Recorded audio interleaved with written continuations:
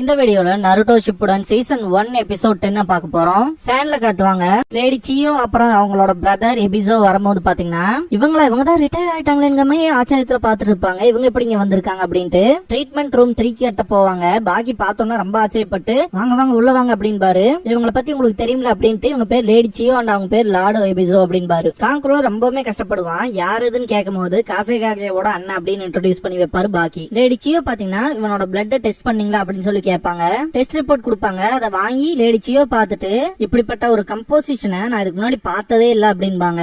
Medical shinobi இந்த poison எங்களுக்குமே புதுசா தான் இருக்கு அப்படின்பா. ஆன்டிடோட் ட்ரை பண்ணீங்களான்னு கேட்கும் போது என்ன பண்ணாலும் எந்த எஃபெக்ட்டுமே தெரிய மாட்டேங்குது அப்படின்பாங்க. தன்னோட இறைய ஈஸியா விட்டுட்டு போறானாலே அவன் பாய்சன் மேல அவனுக்கு அவ்வளவு நம்பிக்கை இருக்கணும். சேம் இதே மாதிரி தான் சசோரியும் பண்ணுவான் அப்படின்பாங்க லேடி சியோ. சாண்ட் விட்டு எப்படியே வந்தாச்சு அப்படின்பா டெய்டரா. பீப்புளை வெயிட் பண்ண வைக்காத எனக்கு பிடிக்காது அப்படின்பா சசோரி. யாருனால லேட் ஆச்சுன்னு சொல்லி பார்க்கலாம் அப்படின்ட்டு டெய்டரா சிரிப்பான். 2 பேர் நாளையும் தாண்டா அப்படின்னு ரிப்ளை பண்ணுவோம். அது சரி அப்படின்பா டெய்டரா.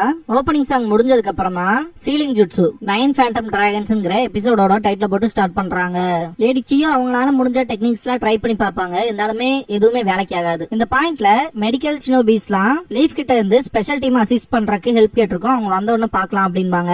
எப்பல இருந்து நம்ம மற்ற கண்ட்ரீஸ் மேல டிபெண்ட் ஆகி வாழ ஆரம்பிச்சு அப்படின்னு கேட்பாங்க சியோ. டிபெண்ட் ஆயில இல்ல ஜஸ்ட் நமக்கு அவங்களோட ஹெல்ப் தேவைப்படுது அவ்வளவுதான் அப்படின்பாங்க. பாக்கி எபிசோட் பாத்தீங்கன்னா காங்க்ரோ எதுக்காக தேடி போற வேலையை விட்டுட்டு நிதானத்தை இழந்து சண்டை போடுறதுக்கு போகணும், அதனாலதான் இந்த ஒரு நிலைமைன்னு கம்ப்ளைண்ட் வைப்பாரு. லேடி சியோ பாக்கி கிட்ட நம்ம ஒருத்தங்க மேல நம்பிக்கை வைக்கலாம், அதுக்காக அவங்களே டிபெண்ட் பண்ணி வாழ முடியாது.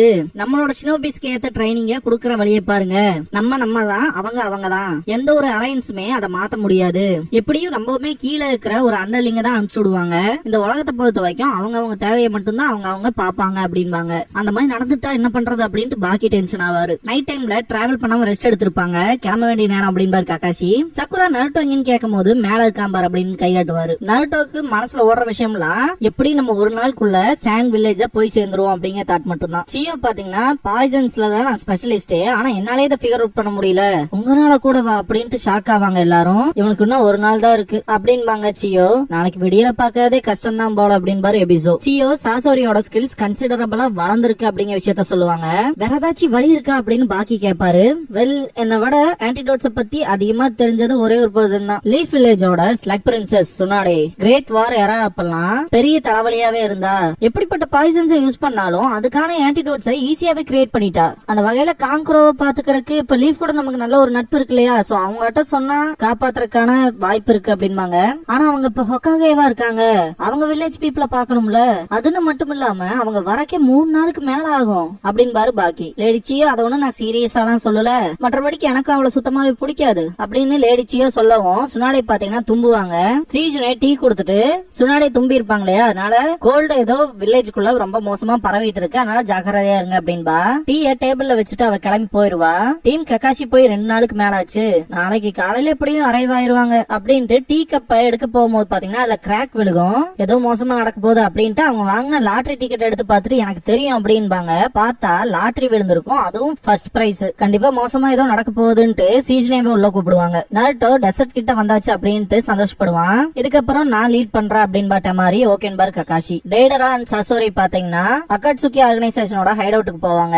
பார்த்தா 5 சீல் பேரியர் இருக்கும். 5 சீல் பேரியரோட பாஸ் டெக்னிக்கை யூஸ் பண்ணி தான் உள்ள போவாங்க 2 பேருமே. உள்ள போன உடனே பாத்தீங்கன்னா அகாட்சுகி ஆர்கனைசேஷனை சேர்ந்த மெம்பர்ஸ் இருப்பாங்க. ஆனா ஆஸ்ட்ரல் ப்ரொஜெக்ஷன் ஜுட்சு நம்ம இதுக்கு முன்னாடி பார்த்தோம் இல்லையா, சோ அந்த ஒரு ஜுட்சுல இருப்பாங்க. இது லைக்கா வீடியோ கால் மாதிரி. ஏன்டா லேட்டா வந்தீங்கன்னு கேட்கும் போது அந்த ஜின்சுரிக்கு ரொம்பவுமே ஸ்ட்ராங்கா இருந்தா அப்படிங்கிற விஷயத்த சொல்லுவாங்க. அந்த 5 சீல் பேரியர் திரும்ப க்ளோஸ் ஆகும். அகாட்சுகியோட லீடர் நேம் நான் இப்போதைக்கு சொல்ல விரும்பல. சோ அவன் பாத்தீங்கன்னா கெட்டோ ஸ்டாச்சுவை சமன் பண்ணுவான். எல்லாருமே கேதர் ஆகுங்க ஆரம்பிக்கலாமா அப்படின்பா. இது லிட்டரலா பார்க்க ஒரு ரிச்சுவல் ஃபீலிங் வருதுல.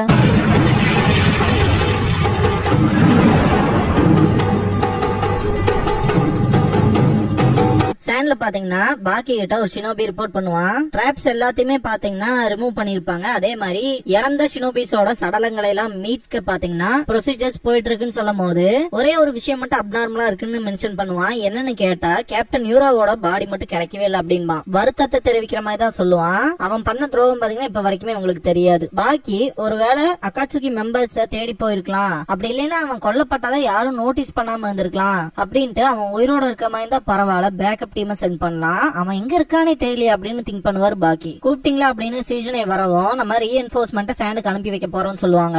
கொஞ்ச நேரத்திலேயே அந்த டீம் வந்துடும் அப்படிங்கவும் அவங்களா அப்படின்ட்டு வேகமா போவாங்க. எந்த ஒரு மோசமான சம்பவம் நடக்காம இருந்தா சரின்ட்டு அந்த லாட்டரியே பாப்பாங்க சுனாடி. அகாட்சுகியோட லீடர் சீல் ஃபார்மேஷன் பண்ணவும் கெட்டோ ஸ்டாச்சுவோட மவுத்ல இருக்கிற விஷயம் பாத்தீங்கன்னா ரிமூவ் ஆகும். இப்போல இருந்து கரெக்டா 3 days and 3 nights இந்த ப்ரொசீஜர் எடுத்துக்கும். உங்க ரியல் பாடியிலையும் கவனத்தை வச்சுக்கோங்க. அப்புறம் ஜெட்சு இந்த டைம்ல அவுட் சைட்ல ஏதாவது நடக்கிற விஷயங்கள் எல்லாம் பார்த்து எங்களுக்கு இன்ஃபார்ம் பண்ணு அப்படின்பா. ஏன்னா இவனால மட்டும்தான் லாங் ரேஞ்ச்ல பாத்தீங்கன்னா இந்த விஷயங்கள்லாம் பண்ண முடியும். Okay அப்படின்பா Zetsu. கீசமே 3 நாள் எடுக்குமா, ரொம்ப நேரம். ஒரோச்சிமாருவும் இல்ல அப்படின்பா. அப்படிதான் நினைச்சீங்கன்னா நம்ம எல்லாமே சேர்ந்து ஒன்னா ஆரம்பிக்கலாம் அப்படின்பா. எல்லாருமே பாத்தீங்கன்னா ஆரம்பிப்பாங்க. அகாட்சுகி லீடருக்கு பாத்தீங்கன்னா ஸ்பிரிட்ங்க சைன் வரும். இந்த மாதிரி ஒவ்வொருத்தங்களுக்கும் ஒவ்வொரு சைன் வரும். இந்த இடத்துல சீலிங் ஜுட்சு 9 ஃபேண்டம் டிராகன்ஸ் அப்படிங்கிற ஜுட்சோ யூஸ் பண்ணுவாங்க. இந்த ஜுட்சோ யூஸ் பண்ணி காராவோட உடம்புக்குள்ள இருக்க ஷுகாகு ஸ்பிரிட்டை வந்து எக்ஸ்ட்ராக்ட் பண்ணுவாங்க. Sealing Jutsu 9 Phantom Dragons. சீசனே நீங்க சொன்ன மாதிரி அவங்க வந்துட்டாங்க அப்படின்னு கூட்டிட்டு போவா. உங்களுக்காக நான் எஸ் ரேங்க் மிஷன் வச்சிருக்கேன் அப்படின்பாங்க. டோர் ஓபன் பண்றதுக்கு முன்னாடியே பார்த்தா எபிசுவோட டீமா இருக்கும். கோனஹாமருலாம் எஸ் ரேங்க் மிஷன் ஆடிட்டு இருப்பான். உண்மையாதான் சொல்றீங்களான்ட்டு எபிசு ஒரு ஷாக்கிங்ல தான் இருப்பான். அவனுக்குமே கோல்ட் பிடிச்சிருக்கும். அதிக நேரம் ஹாட் ஸ்பிரிங்ல இருந்தனாலதான் அப்படி ஆயிருக்கும் போல அப்படின்பாரு. அதிக நேரம் எட்டி பார்த்ததுல அப்படின்னு சொல்றதுதான் கரெக்டா இருக்கும் அப்படின்பா ஓடான். கோனஹாமரும் நமக்கு எஸ் ரேங்க் மிஷன் கிடைச்சிருக்கு, இந்த மாதிரியான டைம்ல எல்லாம் இந்த கோல் எல்லாம் முடிக்கணுமா அப்படின்ட்டு க்ளோசஸ்ட் பர்வர்ட் அப்படின்னு திட்டுவான். தப்பான ரூம் ஓபன் பண்ணிட்டீங்க அந்த பக்கம் அப்படின்னு கூட்டிட்டு போவா சீசனு. டீம் காய் கிட்ட டீம் ககாஷிக்கு சொன்னதேதான், நீங்க சாண்ட் வில்லேஜுக்கு போய் அவங்களுக்கு தேவையான அசிஸ்ட் பண்ணுங்க அப்படின்பாங்க. காய்க்கு தும்பல் வரும், உனக்கும் கோல்டு அப்படின்னு கேட்கும்போது அதெல்லாம் ஒண்ணு இல்ல அப்படின்ட்டு சாண்ட் வில்லேஜுக்கு ஒரே நாள்ல போயிரும் அப்படின்பா. இல்ல அரை நாள்லயே போயிடலாம் அப்படின்பான்லி. கிட்டத்தட்ட சாண்ட் வில்லேஜுக்கு போறதுக்கு 3 நாளுக்கு மேல ஆகும். இவங்க என்னமோ ஒரு நாள் அரை நாள் இருக்காங்களேன்ட்டு நெஜி சொல்லவும் டென்டன் கடுப்பாவா. அதானே அவ்வளவு சீக்கிரமா எப்படி போக முடியும்பா. இந்த பாயிண்ட்ல காய் இருந்துட்டு என் கூட ஒன்னாவே இருங்க கிளம்பலாமா அப்படின்ட்டு ஃபர்ஸ்ட் போவாரு. லீ பின்னாடியே ஓடுவான். எப்பவும் போலதான் இருக்காங்க அப்படின்பா நெஜி. சுனாடே இவங்க நல்லாவே எனர்ஜெட்டிக்கா இருக்காங்க அப்படின்ட்டு சிரிப்பாங்க. போற வழியில நெஜி இருந்துட்டு நருட்டோவை பார்த்து ரொம்ப நாளுக்கு மேல ஆச்சு அப்படின்பா. அவன் எவ்வளவு வளர்ந்துருக்கான்னு தெரிஞ்சுக்கணும் அப்படின்பான் லீ. எனக்கும் தான் அப்படின்பா டென்டன். டீம் ககாஷி சாண்ட் கிட்ட ரீச் ஆயிருப்பாங்க ஆல்ரெடி. இருந்தாலுமே அந்த வில்லேஜ்குள்ள போக முடிஞ்சிருக்காது. ஏன்னா பயங்கரமா புயல் வீசும். வெயிட் பண்றதுல எனக்கு பிடிக்கல அப்படின்ட்டு நருட்டோ போகும்போது ககாஷி ஸ்டாப் பண்ணுவாரு. கொஞ்ச நேரம் சும்மா இருறா அப்படின்பாரு. இல்ல என்னால வெயிட் பண்ண முடியலங்கும் போது உன்னை விட ரொம்பவுமே வருத்தப்பட வேண்டிய டெமாரி எங்கதான் இருக்காடா அப்படின்பா சக்குரா. அவளை பார்க்கும் போது இந்த ஒரு சாண்ட்ஸ்டாம்ல மாட்டின யாருமே உயிரோட திரும்ப வந்ததா சரித்திரமே இல்ல. டீஹைட்ரேஷனாலே இறந்திருக்காங்க. இந்த புயல் அதிக நேரம்லாம் இருக்காது, டக்குன்னு போயிடும் அப்படின்பா. சீக்கிரம் முடிஞ்சுட்டா சரி அப்படின்பா நருட்டோ. காங்க்ரோ ரொம்பவுமே கத்துவான், அவனால சுத்தமாவே முடியாது. சிடேட்டிவ் போடுவாங்க. அவனோட பெயினை மட்டும்தான் இப்போதைக்கு எங்கனால குறைக்க முடிஞ்சிருக்கு. லீஃப்ல இருந்து வராங்க இல்லையா, சோ அவங்கள பாய்சன் ஸ்பெஷலிஸ்ட் யாராவது இருந்தாங்கன்னா நல்லா இருக்கும். அவங்க அரைவாரத பொறுத்துதான் இருக்கு அப்படின்பாங்க. அது மட்டும் இல்லாம காங்க்ரோவும் தாக்கு பிடிக்கணும் அப்படின்பாங்க. பாக்கி லீப் ஷினோபிஸ்க்கு ரோட தாண்டி வரதுங்கிறது ரொம்பவுமே கஷ்டம். இந்த புயல் அடிக்கிறதுனால ரொம்பவுமே மோசமான சொல்ல போனா வரக்கு லேட் ஆகலாம் அப்படின்பாரு. அப்படி மட்டும் நடந்தா மொத்த நம்பிக்கையுமே இல்லாம போயிடும் அப்படின்பாங்க மெடிக்கல் ஷினோபிஸ். இத கேட்ட சியோக்கு பாத்தீங்கன்னா நம்ம லீஃப் டிபெண்ட் ஆயிருக்கு, அதை கேட்கும் போதே ரொம்ப எனக்கு மோசமான ஃபீலிங் தான் இருக்கு அப்படின்பாங்க. நீங்க டயர்டா இருப்பீங்கன்னு நினைக்கிறாக்கா, வாங்க வெயிட் பண்ணுவோம் வெளியே அப்படின்பா.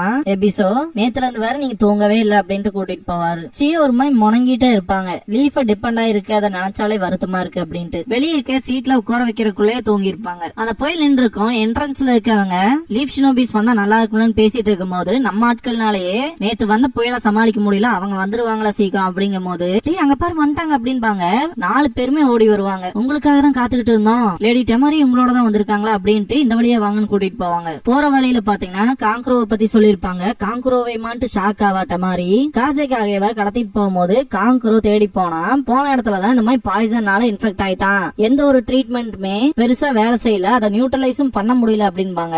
டெமாரி வருத்தப்படுறத பார்த்து சக்குரா இருந்துட்டு கிவ் அப் பண்ணிராத, நான் ஒரு கிளான்ஸ் பாக்குறேன் அப்படின்பா சக்குரா. ட்ரீட்மெண்ட் ரூம் 3க்கு போவாங்க. டெமாரி காங்க்ரோன்னு கத்திக்கிட்டே உள்ள போவா. ககாஷியை பார்த்த கிளவி பாத்தீங்கன்னா இது அவனேதான் white fang of the leaf அப்படின்ட்டு பயங்கர கடுப்பாவாங்க. சாகருக்கு தயாராயிக்கடான்ட்டு அட்டாக் பண்ண வருவாங்க.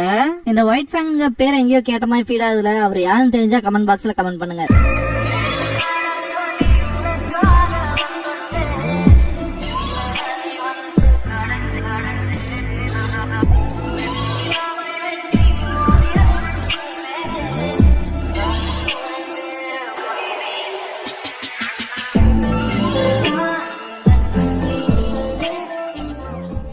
க்ளோசிங் சாங் முடிஞ்சதுக்கு அப்புறமா பாத்தீங்கன்னா காங்க்ரோ குமாடோரி மேக்கப்போட இருக்க பையன் ரொம்பவுமே சீரியஸான கண்டிஷன்ல இருக்கான். அவனை ட்ரீட் பண்றதுக்கு ஒரு சின்ன பொண்ணு வந்திருக்கா.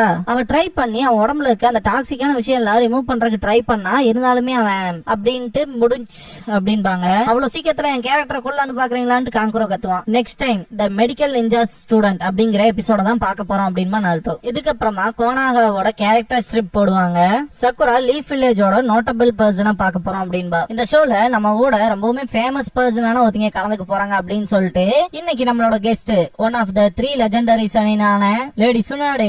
இவங்களோட சூப்பர் ஹியூமன் ஸ்ட்ரென்த்தும் மெடிக்கல் இன்ஜெக்ட்ஸும் ஏகப்பட்ட இடங்கள்ல நம்மளை காப்பாத்தி இருக்கு. உங்ககிட்ட வியூவர்ஸுக்கான பியூட்டி டிப்ஸ் ஏதாவது இருக்கான்னு சொல்லிட்டு கேப்பா. ரூல் நம்பர் 1, அதிக நேரம் தூங்கணும் அப்படின்பாங்க. 2வது, நல்ல சரக்கு அடிக்கணும், அதுதான் ஸ்கின்னுக்கு நல்லது அப்படின்பாங்க. 3rd விஷயம் சொல்ல வரும்போது நருட்டோ அதை ஸ்டாப் பண்ணிட்டு, யாருக்கு இந்த பியூட்டி டிப்ஸ் எல்லாம் வேணும், இவங்களோட உடம்ப பாரு, இன்னுமே கிளவிதான், இந்த கர்வி பாடியில யார் எதிர்பார்ப்பா, உன்ன மாதிரி எலும்பு தோலுமா இருந்தாலே போதுமே அப்படின்பா. அதாவது இங்கிலீஷ்ல ஸ்கின்னி போனின்னு மென்ஷன் பண்ணிருப்பாங்க. இத கேட்டா 2 பேருமே காண்டாவாங்க. யார பாத்திர எலும்பந்தோலுமான்னு சொல்ற அப்படின்ட்டு சக்குராவும், யாரோட கிளவினு சுனாடேவும் 2 பேரும் சேர்ந்து ஒரு பஞ்ச் பண்ணுவாங்க. இதோட இந்த எபிசோட் முடியுது.